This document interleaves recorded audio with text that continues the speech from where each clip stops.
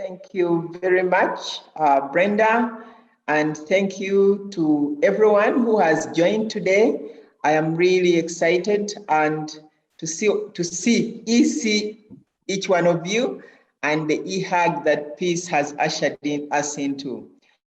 As Holly was sharing, she mentioned that we started the journey in the hallways of Makerere University, and when Holly came to my office, she invited me that we join a team to start great.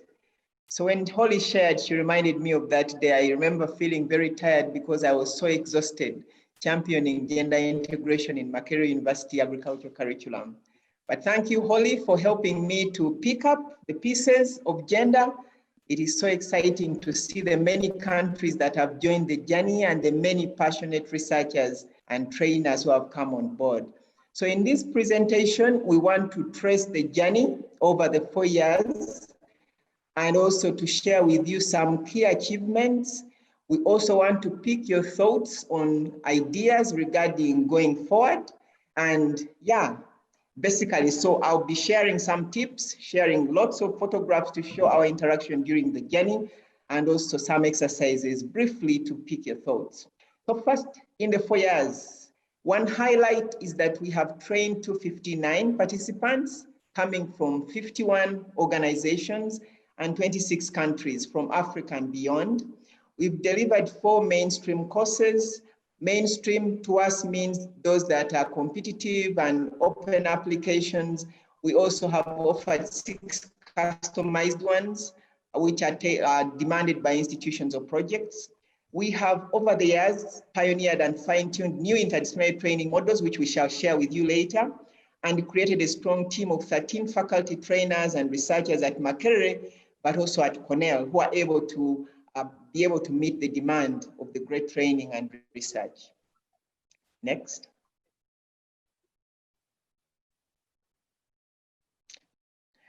We have also been able to nurture a vibrant and collaborative community of practice of fellows and trainers and mentors, all who are associated with GREAT.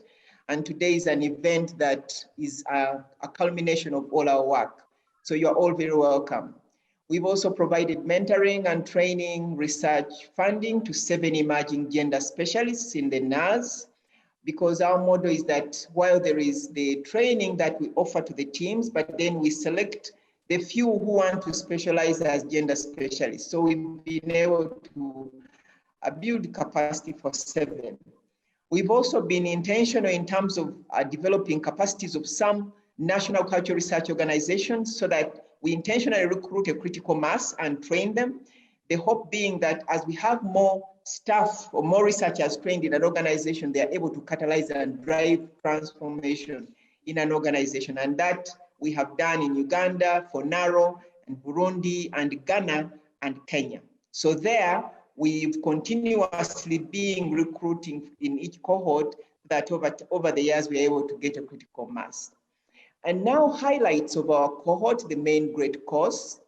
The first one in cohort 1 focused on root tuber and banana breeding. The second one on cereal grains. The third one on legume. And then in 4, we changed strategy and we handled breeding in a broad base looking at all commodities. So it's gender responsive plant breeding. That's the mainstream course. Next. Next. And now we go through a pictorial of the cohorts that have come through the GREAT main course program. Course 1 participants and trainers posing for a photo.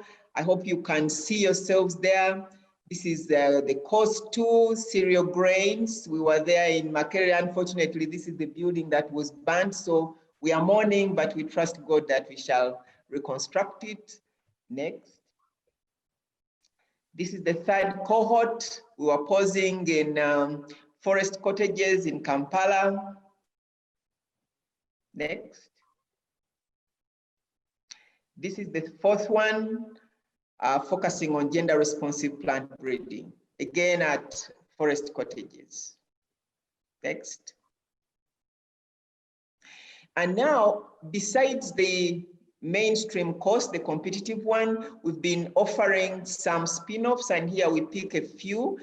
And these ones have targeted various countries. They've been demanded by some lead organizations. The first one was for tropical legumes 3. The lead partner was ECRISAT, so we trained a total of 18 who are participating in their project, drawn from various countries as listed there. Burkina Faso, the trainers were able to travel to Burkina Faso by the invitation by a fellow, Evelyn. Then International Rice Research Institute also had a project, so they invited us to train.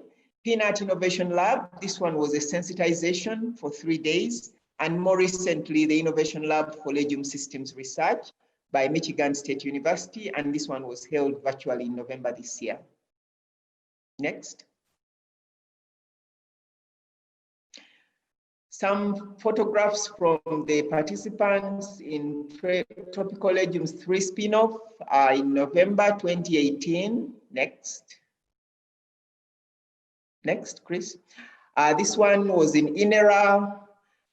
This one was Erie in Kampala, Uganda. Next. And this is Peanut Innovation Lab, again in Kampala. Next. And this is the virtual one which we've just had recently for the Legume Systems Innovation Lab. Next. And this takes us to the journey of our community of practice, because we believe that for each training, we are really building a community and we are connecting so that we shape the future of crop improvement together, making sure that we change its focus to really be focusing in an intentional manner on men and women and being gender responsive. So now the community of practice. Next. Various ways of connecting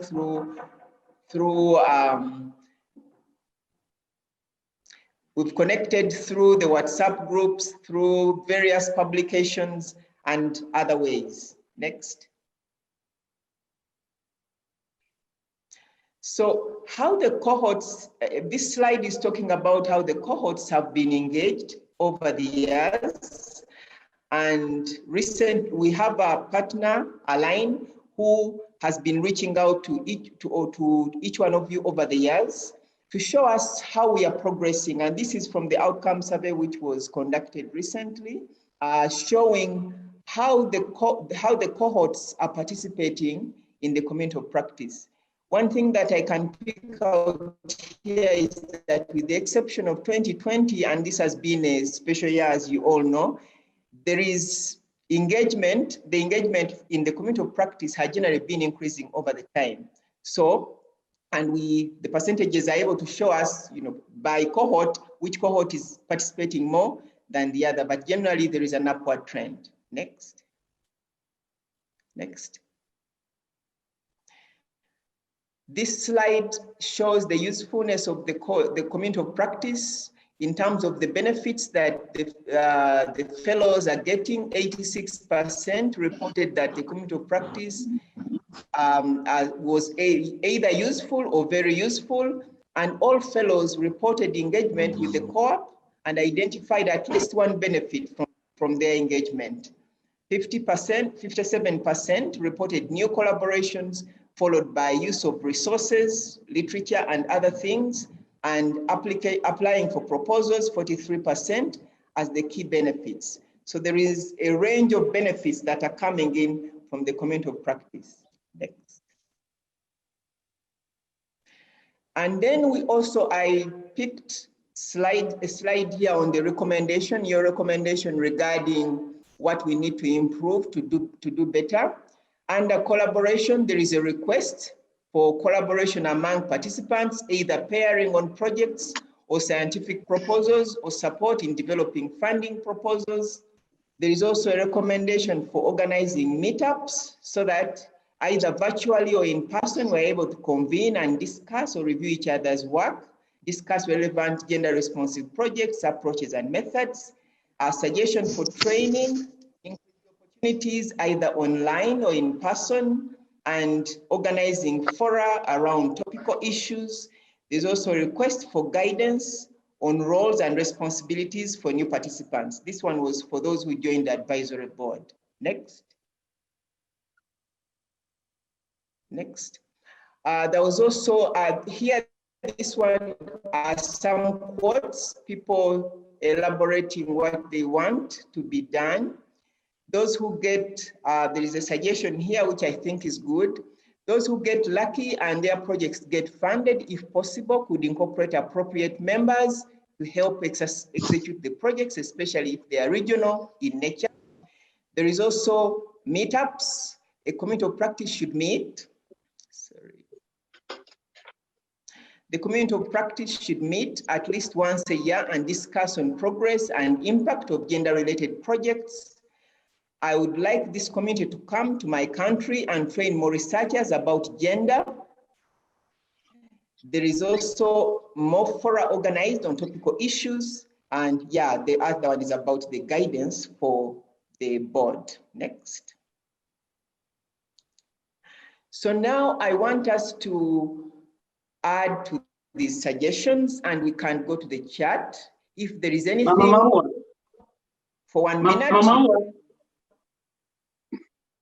you can write in the chat and indicate whether there is any area that we need to improve as a community of practice.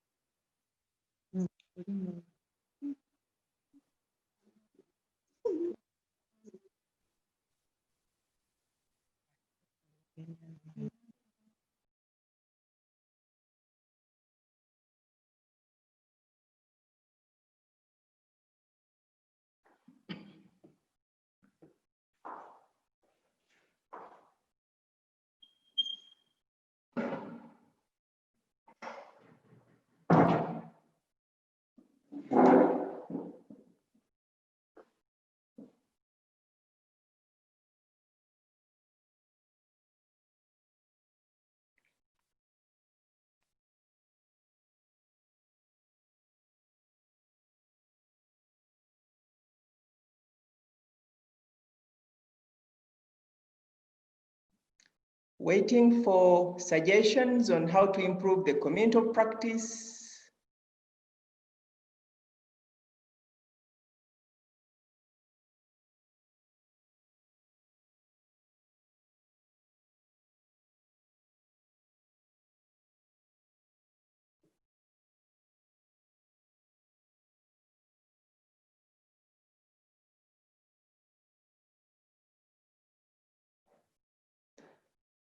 Thanks, Kalule. In this new normal environment, due to COVID-19, virtual trainings, meetings, use of ICT needs to be considered more than before. Write shops, virtual informal chat sessions, brainstorming, project ideas together in workshops. Thank you, Holly. Create write-up groups. Thank you, Aileen.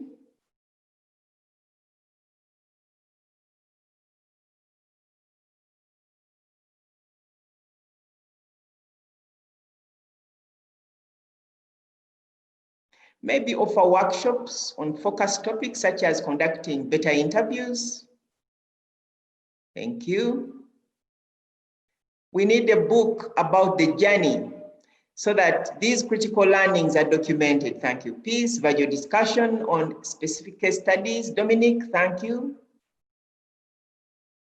Maybe offer, oh, okay, yeah. Peter, I saw this one. I saw this one. Thank you.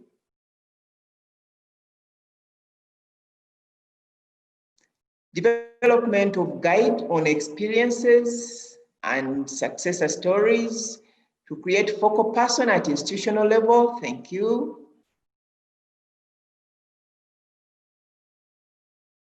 Special issue on gender studies from grade. Thanks, William. Oh, there is this one in French. So We'll translate later. Thank you very much. So now we are moving on to scaling great and sharing about the new partnerships that have come up.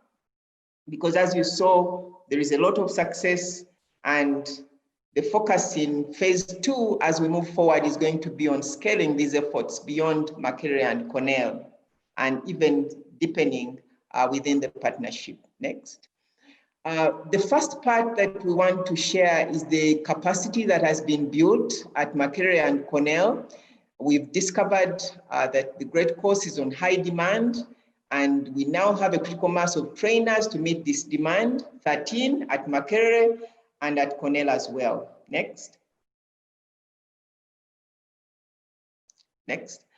They are the trainers, the trainer team that is developing. If you came in the earlier cohorts, you probably didn't meet some of them. There is Dr. Amon Mwine there. He has been there from the beginning. Grace, Josephine, and our principal. Yes, and Richard is there. Eva has been on the team. There is Tony there, Brida, and Maria, Thomas, Mary, Rosemary, Soto, and others. And of course, Lucira, who is a fellow and is also now on the trainer team at Makerere.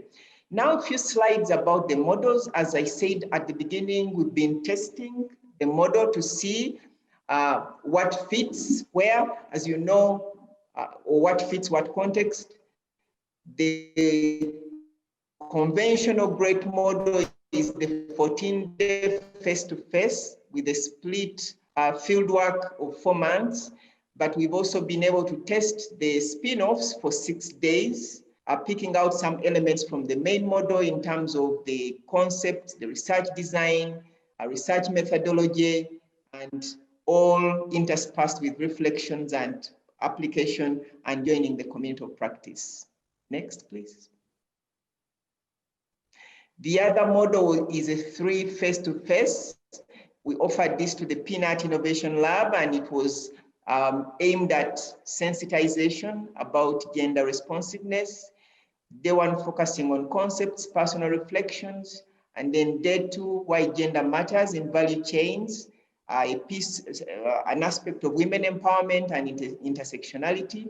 Day 3 on integrating gender in our cultural research, interdisciplinarity, and finally, these also joining the community of practice. So this is a shorter version aimed at sensitization.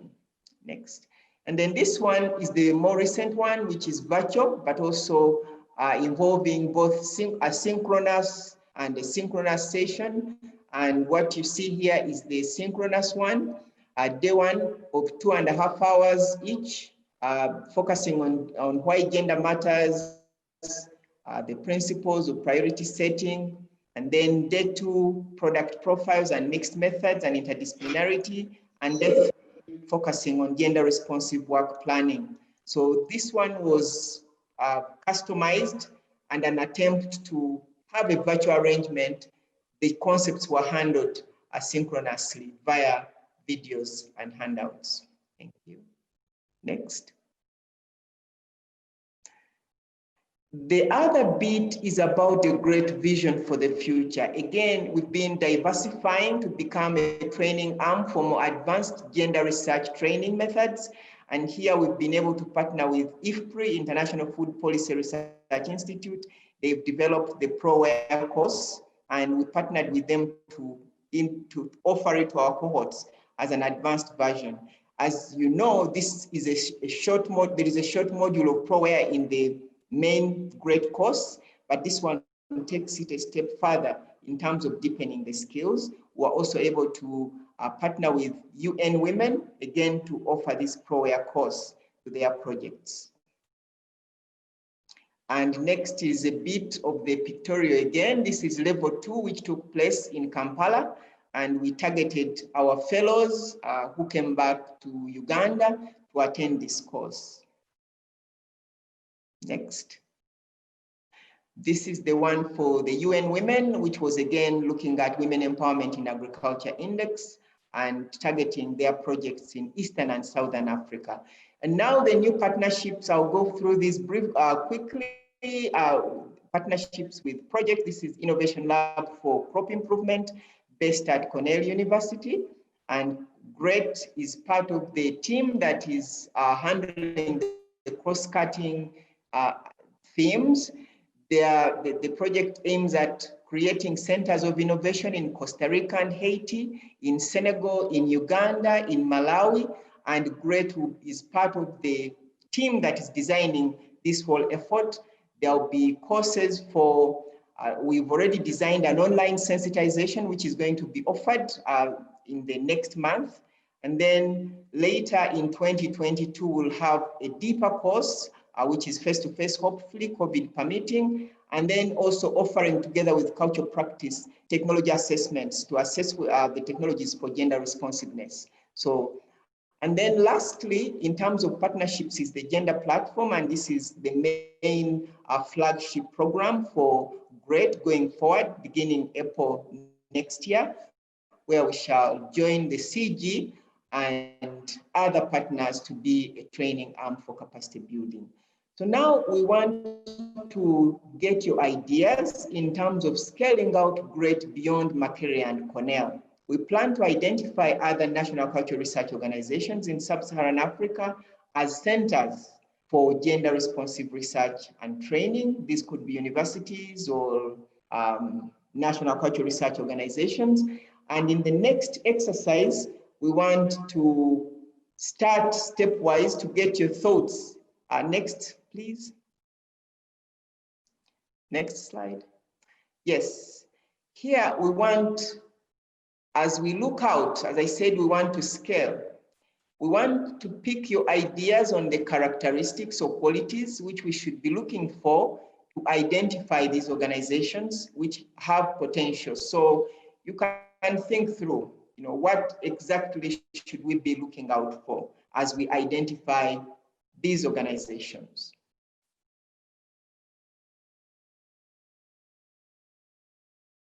And again, you can go to the chat so that in the next 2 minutes, you write there what characteristics should we be looking out for.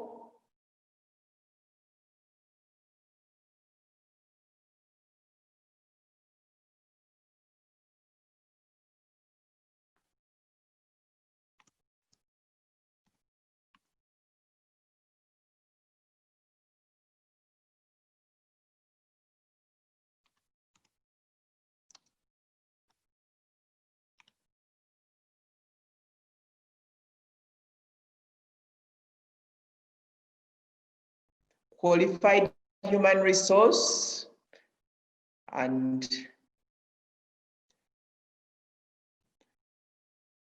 strong women studies program like you have at Makerere, gender as a core value,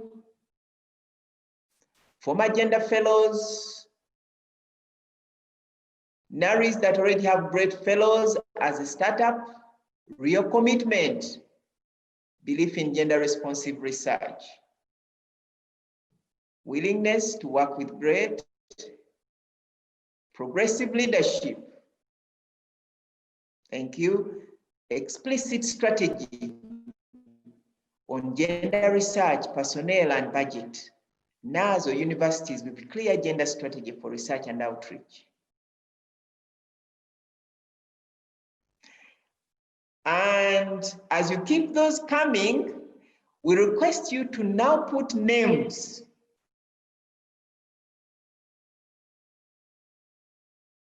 If there are some organizations that you think have potential to become centers, you can actually write names. And it's okay to write your organization, by the way.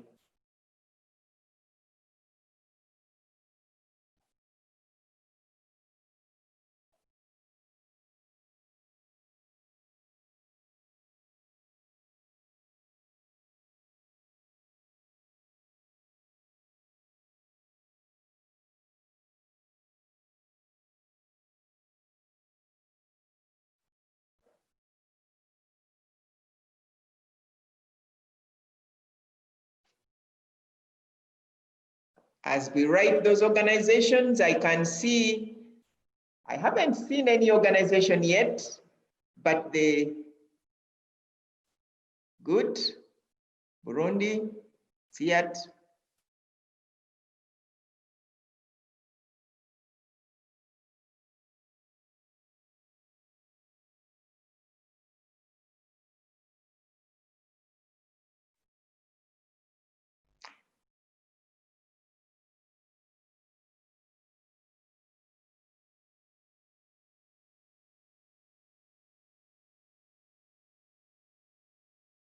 Okay, I'll end it here and thank you very much. I want to hand over to Brenda to take us forward. Thank you.